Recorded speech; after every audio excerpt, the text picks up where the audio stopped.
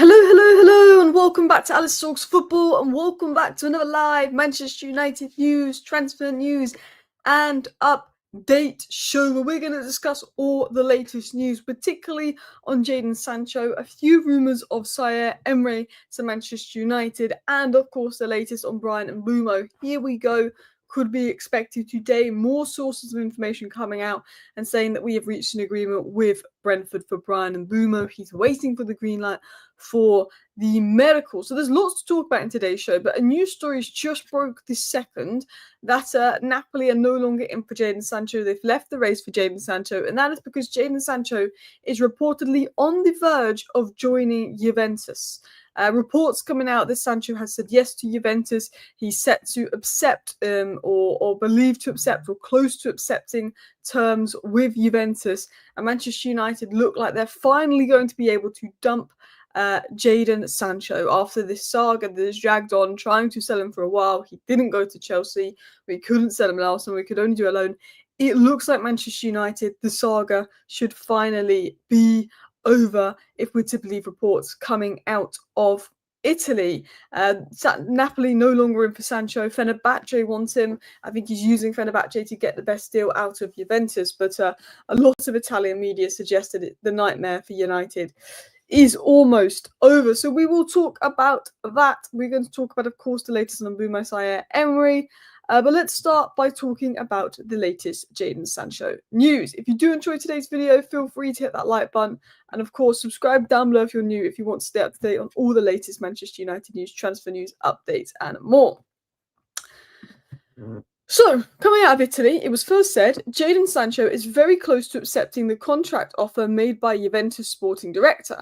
Manchester United have confirmed their approval of the 25 million euros offered, and the deal can possibly be closed next week upon the sporting director's return to Europe. So, Jadon Sancho is very close to accepting a contract with Juventus, is being reported, and the deal could be closed next week. It was also been reported that Juventus are moving with Sancho. They are accelerating their interest in him because he said yes to a move, and they're now looking for an agreement with Manchester United. So reports are coming out that Jadon Sancho has had conversations with Juventus. He said yes to a move, and he's very close to accepting a contract made by Juventus. Now, the big issue with Sancho is, cool, he said yes to Juventus, good, but he still needs to say yes to personal terms, yes to a wage, and he's now reportedly very close to sorting that, very close to leaving Manchester United, accepting a wage to leave Manchester United, and apparently Juventus are aware of the price tag, willing to pay that up, and the deal for Jadon Sancho looks set to be done very, very soon. Fenerbahce, of course, are very much interested in Jadon Sancho still. Fenerbahce would still like to sign Jadon Sancho, but Juventus seem to be winning the race. There's a feeling that, while Jadon Sancho's had talked with Fenerbahce and he likes Fenerbahce, he may have been using them because they offered him the highest wage package to get a better deal out of Juventus. But, he's not said no to Fenerbahce yet. Napoli have left the race, probably because they've seen how close he is to Juventus and they're looking elsewhere. They've also looking at Noah Lang. Fenerbahce have not left the race, but they are waiting on a final decision from Sancho. Fenerbahce are willing to pay his desired wages. Fenerbahce wants Sancho, but they're waiting on a decision. And I think the situation is this. Fenerbahce have given Sancho the wages he wants. Sancho showed some indication to Fenerbahce, but Sancho is waiting to see if Juventus give him a better offer wage-wise, because I think he wants to go to Juventus, but I think he wants the wages of Fenerbahce. And now he's reportedly close to agreeing a move to Juventus, which looks like he's finally going to be gone. And I think, Sancho out, Antony looks set to go as well. Real Betis have just got the money for Cardozo. They'll probably make a bid for Antony. He looks set to go. Sancho finally gone. Antony looks like he's going to be finally gone soon. So both of those players could finally be gone in the next week or so. And then it's moving on Rashford and Garnacho. Rashford, we've got Barcelona. We've got all the loans. We've got this and that. Garnacho, that's the big money one. That's the one that's going to allow us to spend a nice amount. Guys, is the stream quality all right? I've just got a notification to say the Wi-Fi is lagging. So let me know if the stream quality is all right.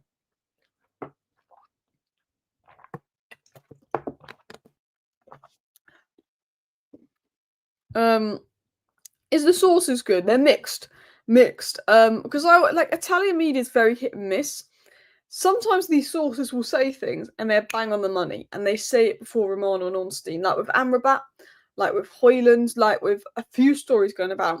Dorgu. We were linked to Dorgu and we were linked to Amrabat. And I just thought it was a bit of paper talk. And then Romano and Ornstein get on it later. What I found with Italian media is sometimes they're really good, sometimes they're really on it before mainstream media, and then other times they're saying a story, but actually it's being pushed out by the agent. Now, these are reportedly good, decent sources of information. These are sources, well connected with Juventus, and this is obviously being fed to these sources via Juventus. So, look, some sources aren't as good as others, but they are sources in and around Juventus, and good enough to give it attention. There's bottom tier sources which are like the Sun, for Chaius, just make stuff up.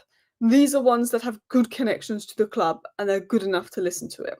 They're not Romano, they're not Ornstein level, but they're good enough to listen to. And there was also other reports coming out again that Jadon Sancho is very, very close to accepting the contract offer from Juventus.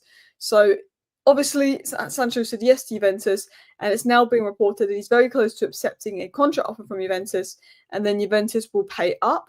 Apparently Juventus are willing to give Manchester United the money they want for Jadon Sancho, and then essentially it's a done deal, which is all good. All right, everyone's saying the stream quality's fine here. Good. Garnacho pure profit not on Rashford level wages. Yeah, Garnacho's the one that's going to bring in the money. So Sancho looks like he's finally about to go. Anthony, there's a strong feeling he's going to go. And in fact, Anthony's exit has been described as the most advanced. But the big one is Garnacho. Now, Garnacho's been told you better hope and pray you find the new club by Ruben Amorim. Ruben Amorim's told Garnacho pretty much straight, you're not in the plans, you've got to hope and pray you find a new club. Which I feel like that being so public has sort of decreased Garnacho's value a little bit, because everybody knows we're kind of desperate to sell him. Now, Garnacho's one of those, because it's a bit pricey, it's one of those July deals. Teams are going to wait, like Villa, to the PSR deadline passes. And I think you'll see Villa move for Garnacho. I think you'll see Chelsea move for Garnacho. I think we could see even potentially even a Tottenham. I wouldn't rule Tottenham out. Newcastle, potentially if they get desperate. But I think they won't. I don't think he's a Newcastle player. I think he'd do well under Eddie Howe, but I think he'll want to play on the left, not the right, and they want someone else to play on the right. I think Garnacho's better on the right, and I think ego-wise, Eddie Howe might not like that. I wouldn't even be shocked if you got linked to other big clubs. Someone was saying the other day that imagine if Garnacho went to Liverpool, and I don't think that would happen. I don't think Liverpool would be in for Garnacho, but wow, that would be like the last time a player directly went between Man United and Liverpool was like 60 years ago. There's players like Michael Owen that have gone to another club, then gone to Manchester United, but no one's done a direct move. I don't think Liverpool will be looking at Garnacho. I think it would be Villa, Chelsea, Tottenham, maybe Arsenal. But I think they want Rodrigo. So it's like, okay, cool. We're finally about to get Sancho off. Anthony, there's confidence that he's going to go. The one that everyone's worried about is Garnacho, because he has to go. He's the one that basically changes our summer window in terms of finances because of the pure profit. If you get 60 million pure profit for Garnacho, we could realistically spend 240 million and spread it across 4 years because of PSR. So that's the one that's going to change things a lot. And that's the one that there's not been a lot of movement on yet, but we know from Romano, we know from credible sources, there's a lot of teams interested in Garnacho. And there's a belief at United that in July there will be bids in for Garnacho, things will move. It's just going to take its time. I think Rashford will drag on until deadline day. I think Sancho could be done in the next week. I honestly think Anthony could be done in the next week. And I think Garnacho, that's one that probably drags to end of July, early August. I think Garnacho, that's how I feel on exits. I think Onana will stay, despite looking at other clubs. He can't agree terms to leave United. Monaco went in for Onana, but they couldn't agree personal terms with him. So I think Onana will stay. They said there's fears that we won't be able to sell Malacia. That's what United are worried about. And is Rasmus still looking to be sold? Says Aminor Rashid. Sorry if I pronounced that wrong. Yes. Manchester United would still like to offload Rasmus Højlund. Inter are there. Inter are interested. They only want to do a loan. The plan is to offload Rasmus Højlund. I don't know if we will, because it could be difficult because we want a permanent. I think United could do a loan. I think we're not going to loan Højlund out until we sign a striker. So right now, Mbeumo is going to be done any second now, any day now. Okay, once Mbeumo's done, it's get Sancho out, get Anthony out. That looks like it's advancing. See what happens with Garnacho and getting him out.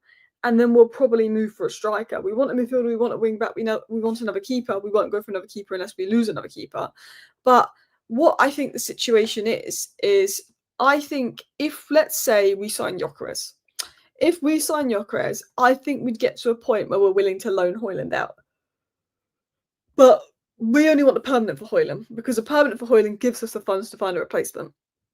If we loan Højlund out, don't get Gyökeres, get to the end of the window, don't sign a striker, we've loaned Højlund out with an option to buy, and that's going to cost us because we've now got Xerxes, our only striker.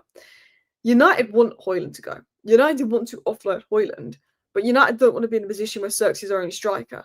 We either sell Højlund permanently and then we've got the funds to further improve and get a striker, or we bring in Gyökeres and if we bring in Gyökeres and we can't sell him, we would agree with a loan. Inter want him. There is a lot of clubs that want him, but United don't really want to do a loan deal. They would rather do a permanent deal. Where should he go for his own good? If we're talking about Højlund, back to Italy. I don't know about Inter though. I feel like he needs to go back to Italy, but to a club that he's gonna start. Not be the first choice striker, but the second choice striker. In Italy, he's the third choice. At Inter, he's the third choice striker. I think he needs to be a second choice striker because being behind two options, obviously I know they play together. I don't know. Maybe Inter. I think Napoli would have been a good shout. Tottenham. I mean, I think Tottenham are looking at more of a right-sided player, but Son's going to leave. I think Eze makes more sense for Tottenham than Garnacho, but I do think Garnacho's ability to play on both wings and Son's set to leave Tottenham. But I think Son's not allowed to leave Tottenham until the touring career or something I read online because of some kind of financial agreement there. They could go in for Garnacho. Tottenham want a winger. I don't think they're going for Garnacho. Newcastle want a winger. I don't think they're going for Garnacho. I think it's Chelsea and Villa that will be the most in for Garnacho. I think Arsenal want Rodrigo, but I think there'll be a lot of Premier League teams circling Garnacho, like £50 million for Garnacho when you're seeing 65 million for Semenyo. You're seeing 75 million for Semenyo. Bournemouth wants 70 to 75 million for Semenyo. Tyler Dibling's priced at 50 million. Eze's 68 million pounds. You know, when you look at the winger market, Garnacho being available for Man United wants 60 million. Man United, that's not bad. Garnacho's cheaper than Semenyo. He's cheaper than Eze. Obviously, Eze in particular is better than him, but he's only a little bit more expensive than Dibbling, but a lot more experienced. I feel like we will sell Garnacho because I'm looking at the winger market. We're talking of Gittins, who's been atrocious, going for maybe 45, 50 million the last 6 months. Now, I think Gittins is a good player. I think he'll be a great signing for Chelsea, but he's been atrocious the last 6 months. Like, he doesn't suit the new manager. He doesn't suit the new system. And people are like, it's fine, he's a great player, he's just been bad for 6 months and scored 1 goal because he doesn't suit the new manager and new system. But with Garnacho has to play a new manager and new system, he doesn't get that same leeway. But when you look at the market, I think Tell was around 40 million in total, Malik Fofana 45 million, Dibbling 50 million. I think we can potentially get 60 million for Garnacho. Semenyo looking like Bournemouth wants 70 million now, something crazy. I think we could be in a position where we can get good money for Garnacho. Because the winger market is a little bit overpriced. But then there's players like Rafael Leao that might be available for 60 million on a cut price because he wants out of Milan. So it is mixed as well. I can't see anyone paying 70 million, no. I think had he not fallen out of Amarin and had he ended the season like he ended last season, I think we could have got 70 million had we scored a winning goal and was on fire at the end of the season, potentially had he not fallen out of Amarin. But I think 60 million is what we want. I think we'll get 50 million. I think we'll get 50 million because it's very obvious we're desperate to sell him. But I think if we weren't desperate to sell and we get 60 million, I can see him going for 50 million plus add-ons. I could see him going for 50 plus 10, to be honest, 10 in add-ons. Ow, I've just cut my leg. Ouch. Don't know how I've done that. Onana looks like he'll stay. If Saudi move for Onana, there could be some advancements, but it looks like Onana will stay at Manchester United. Rasmus Højlund, I think that will develop. There's interest in Højlund. It's just, is anyone willing to give us the 40 million pounds we want? I think it will develop, but I don't know if it will develop into a permanent. If I was going to be honest, clubs know we are desperate and financially forced to offload. That's the problem. That's the problem because, Bournemouth are right there and they're well within their rights to ask for 70 million for Semenyo because they've just made 150 million selling their two centre backs and left back. Bournemouth are well within their rights to ask for 70 million for Semenyo. Semenyo is a 50 million pound player priced at 70 million quid. Do you know what I mean? And he's he's a few years older than Garnacho. Southampton want 50 million for Dibbling. Southampton aren't going to get 50 million for Dibbling because they've been relegated. So Southampton, there's no one going in for Dibbling right now because of that. Eze, 68 million pounds might seem a bit pricey, but Crystal Palace are in the Europa League. They don't want to sell Eze, so Crystal Palace are in a strong bargaining position. Crystal Palace are in a position where they can get 68 million for Eze, and Bournemouth are in a position where they can ask for 70 million for Semenyo because they're in stronger positions. I think if we were in a strong position, we could ask for 60. We could get 60 million for Garnacho. Ask for 70, get 60. I think right now we would probably get 50 with add-ons, potentially taking it to 60 because it's so obvious we want to sell him. But United can use the market, use other business, use other deals to say, well, this is why we want this much for Garnacho because this player is this amount. And then they'll say, oh, but we'll just go for this player. And then United can say, well, actually, after Doué and Yamal, Garnacho for players aged 21 or under got the most goal contributions after Doué and Yamal, and they can use that. Whereas this player only got a third of what Garnacho got in it for a better side in a worse league, United could say. So I think there's selling points to be able to try and ask for. I don't think we'll get 70 million, but to be able to ask for 60 million for Garnacho, I think it will be. I think we could get 60 million including add-ons if we sell and we use those selling points. I think there's a position there and a negotiating position there to be discussed. Apparently, Juventus have tabled an offer for Jonathan David, a cut price deal for Vlahovic. Potentially, that could be one to watch. There is talks of Douglas Luiz and Vlahovic being offered to United in a swap, but I don't know if United are willing to take that up.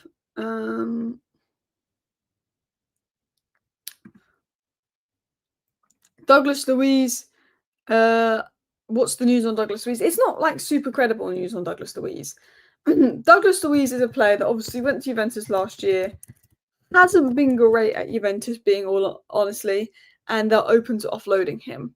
Now, there's talk of basically Manchester United being close to agreeing a deal with Juventus for Sancho, and some reports are now saying that we actually made inquiries about Vlahovic and Douglas Luiz in this process.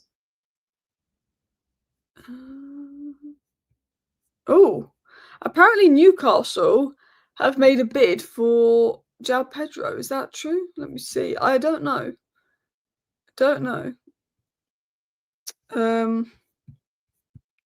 I've not seen anything about Newcastle bid for João Pedro, but that would be a good move for them. But Chelsea also want João Pedro. I'm going to get into a few more United news stories because I want to talk about Zaire Emery. I want to talk about Mbeumo. We were just talking about the outs. But Ruben Amorim, according to Rich Fay, has expressed his preference to sign Premier League proven players in an attempt to improve the overall fitness and athleticism of his squad. Newcastle are willing to pay 50 million for Elanga, which means we could get maybe 10 million from the sell-on clause there, which is really good as well. But yeah, Ruben Amorim has made it clear he wants Premier League proven players. He wants to improve the physical flooring of United. After Mbeumo, he'd like a striker, midfielder, wing-back and goalkeeper, but being able to do that will depend on sales. There was some talk yesterday of Gyökeres being open to United, but I'm sceptical about that. I think only if they're close to Sesko. And Manchester United do have strong interest in Diogo Costa, but it will only be possible if Onana leaves. And the possibility of Onana leaving is looking less. Rich Fay also said that Amorim has prioritised attacking reinforcements this summer, but he would like to add elsewhere as well. But the priority was 2 attacking midfielders and a striker. And once we get Mbeumo done, it is said we'll then move for a striker, whether that will be Gyökeres, whether that be Ekitike, whether there's somebody else on the market. We've been linked a little bit to Moise Kean. That will be interesting to see. Dortmund want £55 million for Gittins. Dortmund want £55 million for Gittins now. All I'm saying is Gittins got 1 goal in 2025 for Dortmund. 1 goal in 2025 for Dortmund. Easier league. And they want £55 million from Chelsea. Maybe Chelsea will go for Garnacho over Gittins. Maybe they will. Who knows? That's interesting. I just read a report from Florian Plettenberg that Dortmund are asking for 65 million euros for Gittins. 65 million euros. So maybe that's going to push Chelsea towards Garnacho. Because the winger market is a little bit overpriced here. But yes, let's get into the other news. Let's get into the other stories going about. Because one of the other things that was said by someone called Matthias Pog via Sky, and I don't know how credible he is that Juventus is set to meet Sancho's agents to finalise the transfer, to try and get a clear agreement and finalise the transfer to Turin. Once they've received an official response from Sancho, they will work to get the deal done quickly with United. Now, news is coming out about Manchester United having some interest in Zaire Emery. So, Manchester United are exploring a move for Paris Saint-Germain midfielder Zaire Emery. Now, apparently, PSG would be willing to sell the player. That I remember reading that like a couple of weeks ago, but I don't know how true that is. Now, this is a very talented player. He's only 19 years of age. He's at PSG, and he's one of the most talented players and midfielders out there. He's someone that can play DM, he's someone that can play CM, and I can see why United are absolutely in for him. The question is, why would you leave PSG for Manchester United? Like, in all honesty, why would you leave PSG for Manchester United? That is the big question. But he's a very good player, played a big part in PSG's season. Coutinho and João Neves and Fabian Ruiz is probably PSG's best midfield three. But he played a big part in PSG's season. He won the Champions League, won everything he could with PSG, and is a very good midfielder. Manchester United do want a midfielder. Laurie Wetwell, who is a very credible source of information, has confirmed that Manchester United will be in for a midfielder this summer. Now, again, I don't know what type of midfielder we're in for. I think maybe we're looking for experience. I think Ruben Amorim wants experience. Something tells me we're going to look at Mecha. But we're now being linked to more midfielders. We've been linked to the Club Brugge midfielder. We've been linked to Zaire Emery, who would shock me because I just can't see him leaving. I just can't see him leaving PSG for Manchester United. I forgot where he's playing for a second. I don't know. If you're at PSG and you've won everything, do you go to Manchester United? I don't know. I feel like this won't happen. I feel like there's not much in it. But it's a link to, a link to keep an eye on to see if we get anything else on it. Zaire Emery isn't going anywhere unless it's big money. Contrary, they're looking to add to their midfield. This seems like a fairy tale dream. It does. I mean, I don't think there's a lot in it. Alice, give Amorim Believer, I'm sure, win trophy. I would love Believer, but Brighton want like £80 million. So I just do not see that happening as well. Let's get Arden Jassari over Emery. He'd be cheaper, but I think he's close to going to Milan. But I mean, look, he's a talented player, but he could break the wage structure. Yeah, I don't see it happening. Would I like it to happen? Yes. Do I see it happening? Probably not. Bear with me a second.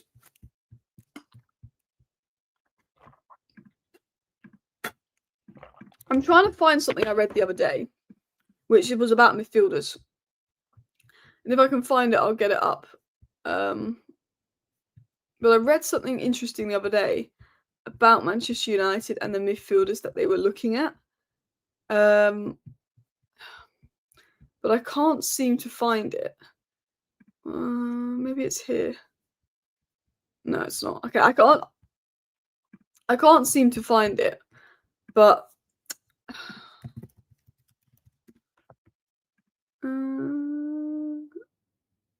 no.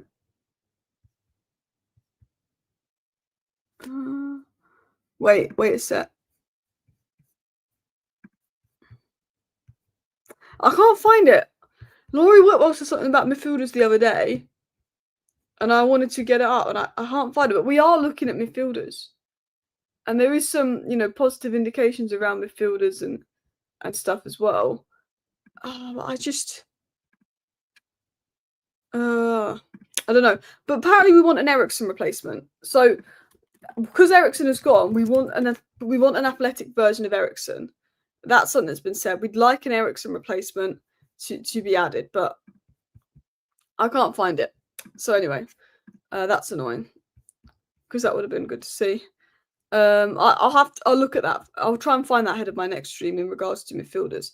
If Sesko goes to Arsenal, how fast do you think United will move on it?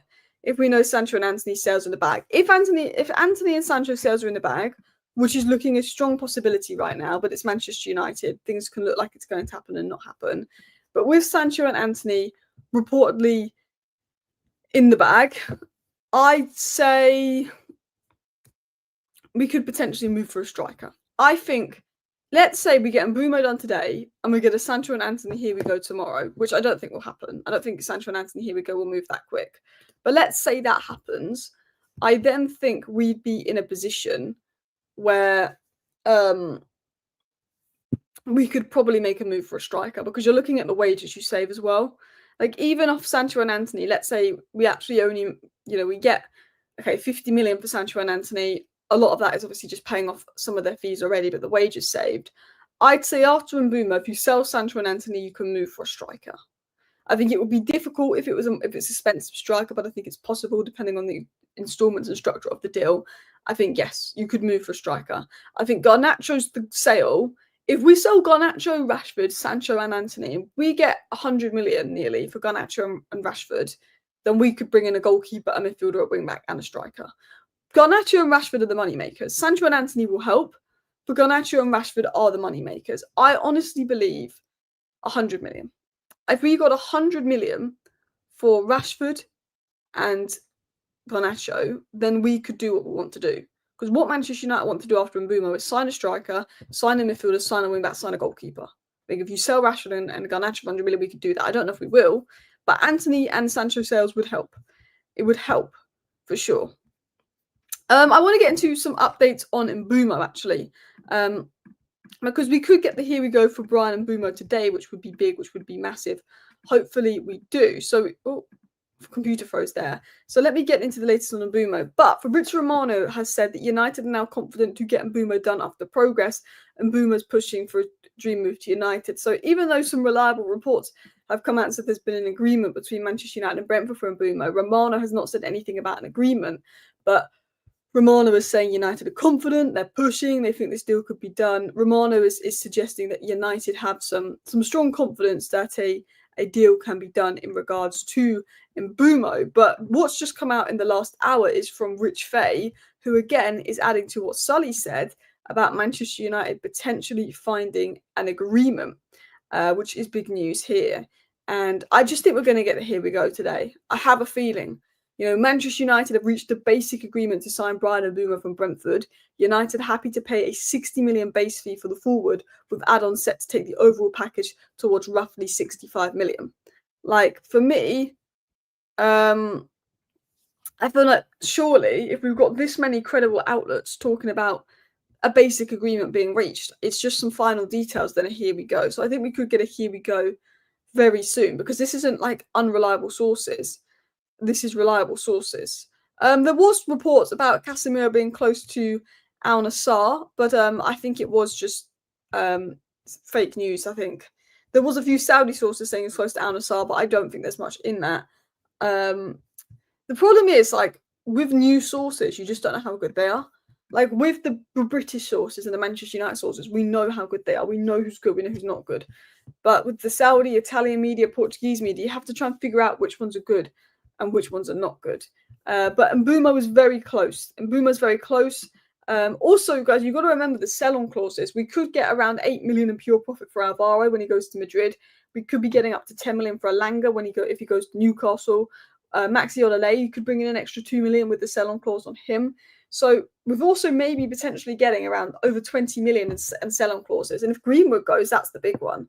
But Manchester United will offload Sancho, will offload Antony, but there's potential that we could make 20 to 25 million in sell-on clauses. If Greenwood went for big money, we could even be looking at 40 million in sell-on clauses as well. But I think Greenwood is set to stay at Marseille, which would further improve and increase our budget as well. But as said by Rich Fay, Manchester United have reached a basic agreement to sign Bryan Mbeumo from Brentford, and United are happy to pay a base fee of 60 million for the forward, with add-ons set to take the overall package to 65 million. I didn't want to pay more than 62.5, same price as Cunha. If I was going to be honest, I would like the base fee to be 55 plus 5. I think 55 plus 5 would have been a good deal for Mbeumo. We are paying more like 60 plus 5, which I do think is a little bit on the pricey side. But I just think we are so desperate to get a deal done and I think get some advancements there. I think that overpaying a little. I think 70 million would be definitely overpaying. I think 65 million is overpaying a little, but I think it's that we're fed up now. We just want to hurry up and get the deal done. I think that sort of is the whole situation going on there. But is Bruno go? I mean, look, if a big club went in for Bruno, I think he'd be open to leaving, but I don't think he wanted to go to Saudi. Shame it's taken this long as it hurts the excitement. It does. I mean, it's been like 3 weeks since the first bid. I'd have liked Mbeumo for 55 plus 5. 55 plus 5 is what I would have wanted to get an Mbeumo deal done for. It's looking like 60 plus 5. We've overpaid 5 million. Forest don't want to sell Alanga, so Newcastle will have to break the bank. The problem that Newcastle have is they've been rejected by Cunha, Delap, and Mbeumo. They're now so desperate for a winger that Forest know that. So Forest are going to go and be like, oh, we want 60 million for Alanga. And he's not worth 60 million. If Alanga's 60 million, then Garnacho is 70 million. Because at the end of the day, Garnacho was always worth more than Alanga. That's why Alanga went. Alanga's done well, but Garnacho always had the higher ceiling. So I look at it and I think if Alanga's 60 million, if Semenyo's looking at 70 million, Eze's 68 million, all of a sudden Gittins is 55 million, this is all good for Manchester United because Garnacho is better than Gittins, and all of a sudden Dortmund want £55 million. Well, Chelsea want Garnacho. Garnacho's proven he's better than Gittins. Yes, Gittins has got a better attitude, and that's probably why Chelsea prefer Gittins. There you go. So United are in a weak position because everyone knows we've got issues with Garnacho, but you're looking at the price of wingers, and it helps United for sure. People saying Alanga is better than Garnacho. Alanga had a better season, and Alanga is a harder working player.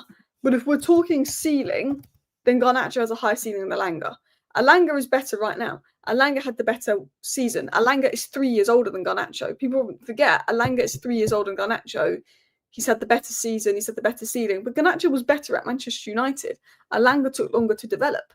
Garnacho in 3 years' time. All I'm saying now is we don't like Garnacho. He's acting like a twat. But Garnacho in 3 years' time, with his potential, could be better than Alanga because there's 3 years difference between Garnacho and Alanga. Garnacho is worth more for me than Alanga in the market. But Alanga is worth more because Forest are in a stronger position than Manchester United. That's what I mean. I'm saying the Alanga price, the Semenyo price, the Diblin price, the Gittins price, it all helps Manchester United because we're not in the strongest position to sell Garnacho, but it will help. Big up everybody in the chat. Big up everybody that is watching. Let's go and raid the United View. They've got the What the Devil podcast going on the United View. I sometimes go on that once, twice a month. So let's go give that a raid. So I'm going to redirect you there. So go give them a raid. Thank you for watching. Bye.